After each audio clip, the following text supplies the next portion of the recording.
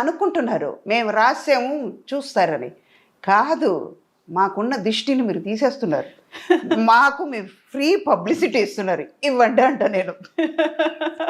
పాజిటివ్గా ఉంటే ఓకే అమ్మ. అందులో మీరు చెప్పినట్టుగా ఇలాంటి ఇష్యూస్ వీటన్నిటి గురించి రాయడం అనేది ఒక రకంగా ఇంతకుముందు చెప్పినట్టు అదేదో టీఆర్పీ, మాకు వ్యూస్ వస్తాయి, సబ్స్క్రైబర్స్ పెరుగుతారు, రెవెన్యూ వస్తుంది, ఇవన్నీ అనుకోవడం ఉంది చూడండి. అది ఈ మధ్య కాలంలో విపరీతంగా పెరిగింది అనేది. అమ్మ, ఇందాక నేను చెప్పినట్టు కవిత గారు రీల్స్ చేస్తున్నారు. ఒక సాంగ్ గురించి మీరు రీల్స్ చేస్తున్నారంటే ఆ సాంగే నేను చూస్తాను కదా. నేను నువ్వు చేసింది నేను ఎందుకు చూడాలి? నా టైం ఎందుకు వేస్ట్ చేయాలి? అదే చూసి సంతోషపడతాను కదా. అది మీరు చేసిన దానికంటే అది అందంగా ఉంది కదా. కాకపోతే ఇప్పుడున్నటువంటి ట్రెండ్, ఈ జనరేషన్ అంతా సోషల్ మీడియానే నిజమైనటువంటి ప్రపంచం అనుకుంటుంది. అక్కడ ఉన్నటువంటి ఫాలోవర్స్, సబ్స్క్రైబర్స్ అండ్ కంపారిజన్స్ కూడా చాలా పెరిగిపోయాయి కదా. ఎన్నాళ్ళు ఉంటుంది అది? టెలిఫోన్ ఉంది, టెలిఫోన్ లేదు, టెలిఫోన్ వచ్చింది, పేజర్ వచ్చింది, పేజర్ పోయింది, చిన్న ఫోన్ వచ్చింది, నంబర్ ఫోన్స్ వచ్చింది, నంబర్ పోయింది, స్మార్ట్ ఫోన్ వచ్చింది. ఆ టెలిఫోన్ అనేది ఎక్కడో వెళ్ళిపోయింది కదా. అది అలాగే ఇది కూడా వెళ్ళిపోతుంది, ఉండదు. కాకపోతే అప్పటిదాకా ఇలాంటి కష్ట నష్టాలు ఇవన్నిటిని ఫేస్ చేస్తూ ముందుకు వెళ్ళాల్సిందే. అన్నీ ఫేస్ చేయాలి. Take it as a positive, take it as a lesson. నేను మీ ప్రీవియస్ ఇంటర్వ్యూస్ చూసినప్పుడు I don't want to dig the past, నేను దానికి వెళ్ళాను. కాకపోతే బోల్డ్ అని ఇవన్నీ జరిగిన తర్వాత వాటన్నిటి నుంచి సుధమ్మ బయటపడ్డారు. చాలా కాన్ఫిడెంట్గా, నేను బోల్డ్ అన్నాను, నేను మళ్ళీ చాలా చాలా కాన్ఫిడెంట్గా ఉన్నారు. సెల్ఫ్ గురించి ఆలోచిస్తూ ముందుకు వెళ్తున్నారు. సైకలాజికల్గా ఎఫెక్ట్ పడకుండా మీ మీద మీరు ఫోకస్ పెట్టుకొని వెళ్తున్నారు. ఒక ట్రామా ఎదురైంది, ఏడ్చే సిచ్యువేషన్స్ ఉన్నాయి, ఎవరికి చెప్పుకోవాలో అర్థం కాని పరిస్థితులు, మనతో ఎవరున్నారో లేని పరిస్థితులు ఉంటాయి. దాని నుంచి బయటికి రావడం అనేది నాట్ దట్ ఈజీ టాస్క్ కానే కాదు, చాలా ఛాలెంజెస్ ఉంటాయి. ఎలా బయటపడతారు మీరు? అదే ఇందాక నేను చెప్పినట్టు ఐ లవ్ మై సెల్ఫ్. నా వల్ల అవుతుందని నేను అనుకుంటాను. నేను ఫెడప్ అయ్యానంటే, వెక్స్ అయి కూర్చున్నానంటే చెయ్యలేను అని నెగటివ్గా ఆలోచించానంటే చేయలేను. వచ్చింది, ఫేస్ చేద్దాం. అవి బేసికలీ ఏంటంటే, ఒక ప్రాబ్లం వచ్చిందంటే ఆ ప్రాబ్లం నుంచి ఎలాగా అని సొల్యూషన్ ఆలోచిస్తాను, ఎందుకు వచ్చిందే అన్నది ఆలోచించను. బేసికలీ నా క్యారెక్టర్ అంతే. ఒక క్యారెక్టర్ ఇచ్చానంటే ఈ క్యారెక్టర్ ఎలాగ ఉండి ఉంటుంది అని గ్రాఫ్ చేసుకుంటాను నేను.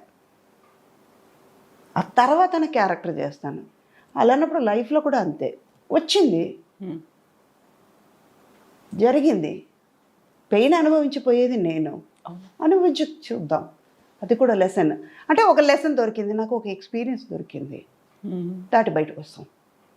గుంట ఉంది, దాటి అవతలకి వెళ్ళాలి. ఒక్క అడుగు ముందుకు వేస్తే నేను వెళ్ళిపోతాను అవతలకి, దాటేస్తాను. అయ్యో గుంట ఉందని నేను ఎందుకు కింద చూస్తా, దాటగలుగుతానని వెళ్ళిపోయాను. అక్కడ మంచిది ఉంది, గుంట నా వెనకాల ఉంది, వెళ్ళిపోయింది. అలా ఆలోచించి నేనే నాలో క్వశ్చన్ నేనే, ఆన్సర్ నేనే, సమాధానం నేనే చేసుకుని కంట్రోల్ చేసుకుని బయటపడ్డా.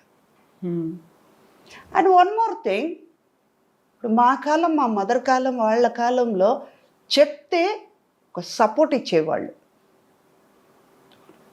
ఇప్పుడు యాజ్ పర్ మై నాలెడ్జ్, నా ఎక్స్పీరియన్స్ వరకు సుధా గారికి అయిపోయిందిరా, అయిపోయింది ఆవిడ. ఇంకా ఇప్పుడు ఫేస్బుక్లో రాసిన వాళ్ళలాగానే కదా. వాడు నేను ధైర్యంగా బయటకు వచ్చి చెప్పానంటే వాళ్ళు ఇంకా రాయలేరు కదా. ఓ ఈవిడ బాగానే ఉంది, మన అనవసరంగా రాశారు వీళ్ళు. 10 మంది చదువు ఉంటారు, అట్లీస్ట్ 5గురు చదువుతారు కదా, బాగానే ఉంది ఆవిడ, వీడికేం పోయేగాలం ఇలా రాశాడు కాకుండా ప్రతిసారి నేను బాగున్నాను అని చెప్పుకోవడం అనేది కూడా ఒక రకంగా అవసరమా అనిపిస్తుంది కదా. నేను బాగానే ఉన్నప్పుడు నాకు తెలుసు, నేను ఎందుకు మీకు చెప్పాలి బాగున్నానని? అవును కదా. You are not going to pay money for me, you are not going to save me. నా లైఫ్ అంతా నేనే తినాలి, నేనే కష్టపడాలి, నేనే చేసుకోవాలన్నప్పుడు మీరెందుకు? So true. I'm not going to feed you, you are not going to feed me. But ఒకటి లింక్ ఉంటుంది, లేనిపోయింది ఎందుకు మనం కష్టపడాలి? ఇన్నేళ్ల ఎక్స్పీరియన్స్, ఇన్ని మదర్ క్యారెక్టర్స్ చేశారు, ఎప్పుడైనా కాంపిటీషన్ ఫీల్ అయ్యారా? ఇప్పుడు వస్తున్న జనరేషన్ అంటే మీరు చాలా యంగ్ ఏజ్లోనే అమ్మ అయిపోయారు, అమ్మని చేసేసారు అందరూ, బోల్డ్ ఎంతమంది కనిపించారు. సుకన్య కావచ్చు, శరణ్య కావచ్చు, ప్రగతి, పవిత్ర, లోకేష్ ఇలాంటి వాళ్ళందరూ, సురేఖ వాణి వీళ్ళందరూ మదర్ క్యారెక్టర్స్ చేసిన వాళ్ళే అందరూ అలా కొన్ని రోజులు కనిపించారు, మళ్ళీ కొన్ని రోజులు కనిపించలేదు, ఎదురు చూస్తూ ఉన్నారు. సో అలాంటప్పుడు మీకు ఏమనిపిస్తుంది? ఇంతమంది కనిపిస్తున్నారు, అందరూ మదర్ క్యారెక్టర్స్, అందరూ మళ్ళీ చాలా చాలా గ్లామరస్గా ఉంటారు. మీ కళ్ళకి వాళ్ళు గ్లామర్గా కనిపిస్తున్నారు అంతే. హా. నాకు గ్లామర్గా లేదు. ఒక సురేఖ వాణి, ఒక హేమ, ఒక ప్రగతి, వాళ్ళు అంతే. సుధాకున్న రికార్డు లేదు కదమ్మా. సుధా 43 years ఇంకా స్టెబిలిటీ కరెక్ట్గా ఉన్నాను. సుధా రికార్డులో ఎన్ని పిక్చర్లు చేశాను, ఎన్ని హిట్ పిక్చర్లు చేశాను, ఎంత పెద్ద పెద్ద హీరోస్తో చేశాను, ఎంత పెద్ద డైరెక్టర్స్తో వర్క్ చేశాను. ఇప్పుడు ఉన్న వాళ్ళు ఒక మించిపోతే ఒక 10 పిక్చర్లు చెప్పుకుంటున్నారు. నేను 1000 పిక్చర్లు చేయగలిగాను. చాలా ఎత్తుకుని చెప్తా. 4-5 లాంగ్వేజ్ చేశాను. ఇప్పుడు ఎంతమంది చేస్తున్నారు?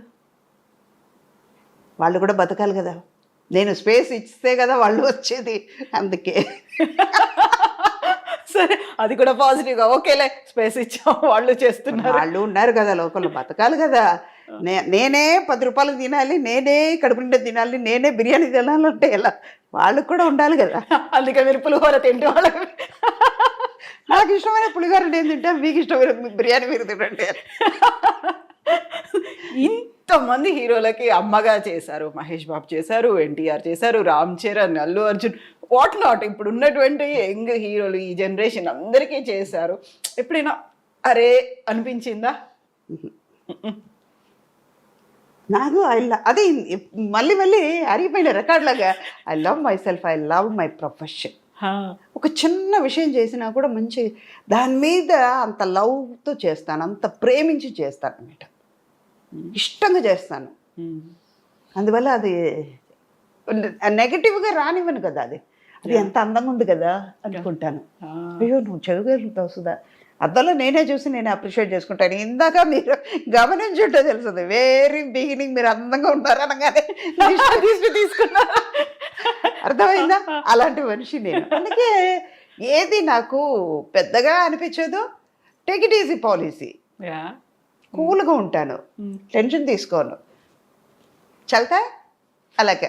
అప్పుడు అన్ని సూపర్ హిట్ మూవీస్లో మీరు యాక్ట్ చేశారు, సూపర్ కలెక్షన్స్ ఇవన్నీ వచ్చాయి. బట్ ఇప్పుడు ఏంటంటే block buster, pan India, pan world, Oscar రేంజ్కి వెళ్ళినటువంటి ఇవన్నీ సినిమాలు చూసినప్పుడు అలాంటి సినిమాలో నాకు క్యారెక్టర్ ఉంటే బాగుండేదే, ఈ సినిమాలో నేను అమ్మనయ్య ఉంటే బాగుండేదే, మిస్ చేసుకున్నానా, అరే ఉంటే క్రియేట్ చేసి ఉంటే బాగుండేది, అలా ఏమన్నా అనిపించింది? ఇప్పుడు అనిపించట్లేదు, లేదా 100% అనిపించట్లేదు.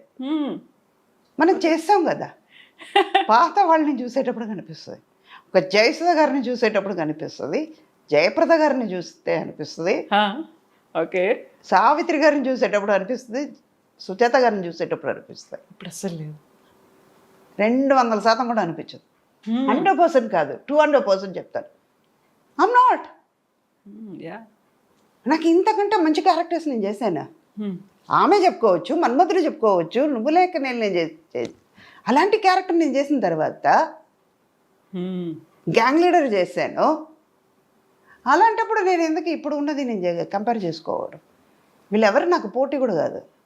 వాళ్ళ ఏజ్, వాళ్ళ క్యారెక్టర్ ఇప్పుడు ఉన్నది అంతే. సుధా ఫుల్ ఫ్లెడ్జ్గా క్యారెక్టర్స్ చేశాను. నా కోసం అని కొన్ని క్యారెక్టర్స్ ఇచ్చే డైరెక్టర్స్తో వర్క్ చేశాను. అలాన్నప్పుడు నేను వీళ్ళందరినీ ఎవరిని పోటీ కాదు, రాలేరు. పోటీ సుధా అంటే సుధాకు మాత్రమే పోటీ. రీప్లేస్ సార్, అంతే. ఆల్టర్నేటివ్ రీప్లేస్మెంట్లు అసలు ఏమీ లేవు. ఇంకా సుధా లేరా, ఓకేలే అని వెయిట్ చేస్తూ ఉంటారు. కానీ